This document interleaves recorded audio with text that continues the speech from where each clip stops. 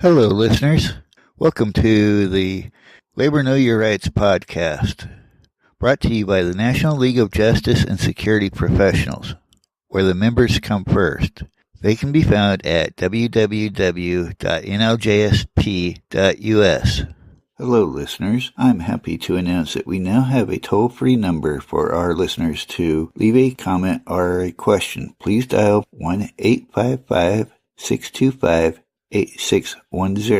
If you are outside of the U.S., Canada, or Caribbean, or if you want to make your recording using a voice recorder, please visit www.liveonrecord.com/podcast/?EID equals E43B98. You can also visit the show notes to get the link there or our website and follow the link there. Do you know somebody that has a birthday, anniversary, or any other special occasion coming up? A great way to give them a wonderful gift is a meaningful audio keepsake of phoned-in stories, memories, and well wishes from family and friends telling the recipient why they are so special. For more information, visit lifeonrecord.com. Great way to get a toll-free number so any of your friends and family can call in and leave these messages, and you can get it recorded onto a keepsake for the person you're giving this to. Hello, listeners. I'm glad you're here. I know this has been a delayed episode with the holidays and everything, but I want to wish you a Merry Christmas. We're going to do a short episode this time because we're all busy with the holidays and getting ready for them. Today we're going to discuss globalization and cross-border labor solidarity in the Americas. First, we're going to describe the typical textile workers, South America, their living conditions and everything. Every single day, tens of thousands of people pour into clothing factories all over Central America. These workers, teenagers, sisters, brothers, mothers, fathers, grandparents, students, musicians, artists, and activists often live in cramped makeshift homes with corrugated tin roofs, dirt floors, and little running water or electricity. They usually wake up before sunrise, get dressed quickly, and climb aboard an old, overcrowded, smoke-spewing yellow school bus.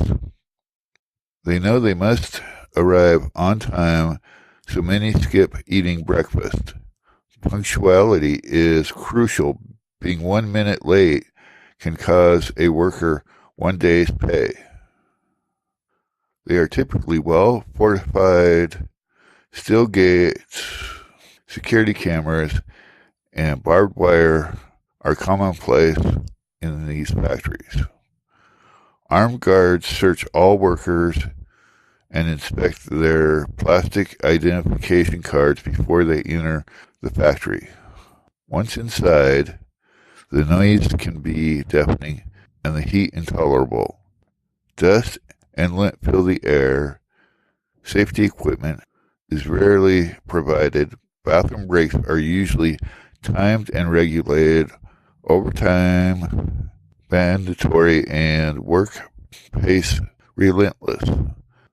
Work shifts often range between 10 and 12 hours, but they can last as long as 14 or 16 hours. Wages, however, depending on the country, is around 50 cents an hour. Healthcare and sick pay, vacation time, and other related benefits are virtually non-existent.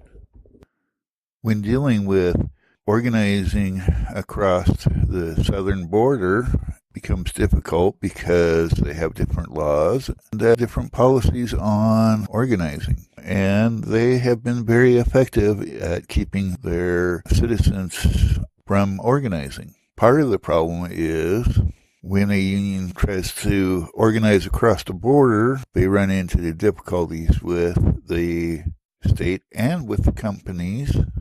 And so the theory that I've been reading on is that we need to use what they call a boomerang That is done by bringing in different aspects than what we would regularly use in organizing. And it can vary depending on the situation. So, say the union tries to go to the government, but they have no leverage with that government. So that doesn't work. So they go to the company and they have no leverage with the company, so that doesn't work. So what one can do is go to the United States government, use them and other unions and non-governmental organizations that speak out against things like sweatshops.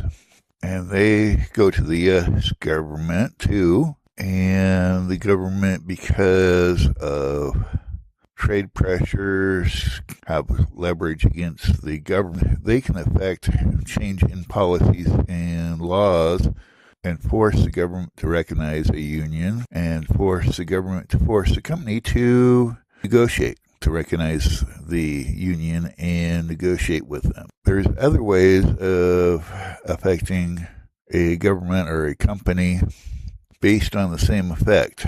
If you have a major company in the United States that has spoken out against sweatshops but are using them, you can do a publicity campaign to inform the consumers of that they are using sweatshops, even though they may say they are not, and that can have a boomerang effect on the company that's providing the product to the company in the United States, because they can pull their contracts and say, we're no longer going to buy your products for our line, say shirts. That can affect the foreign company's profit level, and therefore they may recognize the union eventually. There's also one other major step that has been created in globalizing across the borders, and that is independent monitoring. Independent monitoring was developed to address the weaknesses associated with private monitoring. It proposes that NGOs within developing countries conduct regular inspections of garment factories to determine whether or not they are following corporate codes of conduct. These human rights, labor, and religious organizations generally have more experience working with labor rights issues than private monitors do. They also are more familiar with the country's social, cultural, economic, and political context, making them more sensitive about how certain nuances can affect the inspection process.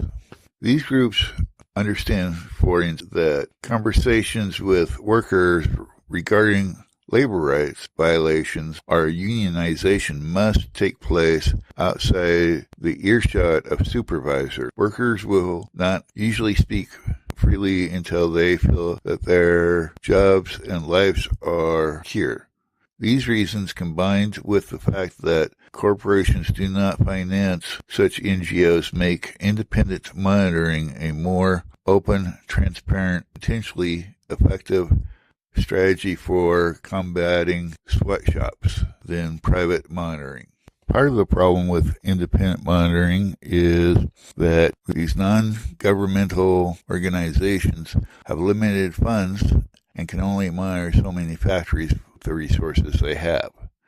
Another problem is, as things improve, these organizations tend to cut back on their resources for a particular factory because of the improvement and often pull out, and then the workers are left high and dry with no support. To have a very effective campaign, we need to have a comprehensive campaign with workers, labor unions, and NGOs. These campaigns usually target one transnational corporation for specific reasons, such as firing unionized workers, paying substandard wages, or hiring permanent replacement workers. Comprehensive campaigns often rely on militant rank-and-file activism, community labor coalitions, global labor solidarity, and extensive strategic research. This latter process focuses on mapping the intricate and sometimes unsavory ties between the targeted company and other corporations and government agencies. Through this creative methodology, unions can obtain damaging information that activists may disseminate through leaflets, rallies, demonstrations, teach-ins, videos, and websites. These tactics can undermine the target's public image or weaken its links with key customers, putting pressure on it to accept the campaign's demand. The main thing about using these campaigns is that every part of the campaign must be united, reaching for the same goals. If you have NGOs that are just demanding individual monitoring, that doesn't work because they can improve the worksite conditions, but they rarely are able to improve the benefit packages such as wages, overtime, time off, things like that.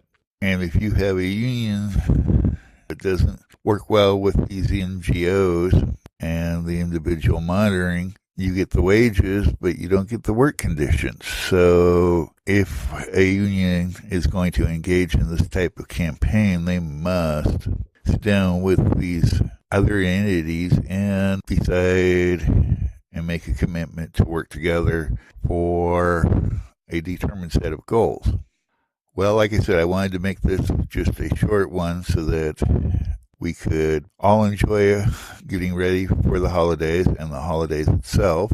I appreciate you, the listener. Please remember, we do have a toll-free number where you can leave a message, and enjoy the holidays.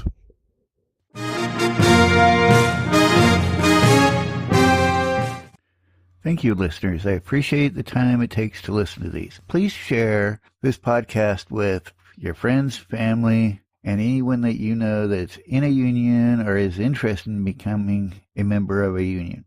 We can be reached at www.laborknowyourrights.com, all one word. Also on Facebook, YouTube, Twitter. You can also reach us at laborknowyourrights@gmail.com. Any suggestions on future episodes, questions, ideas, or just you want to say hi or thank you, feel free to contact us there.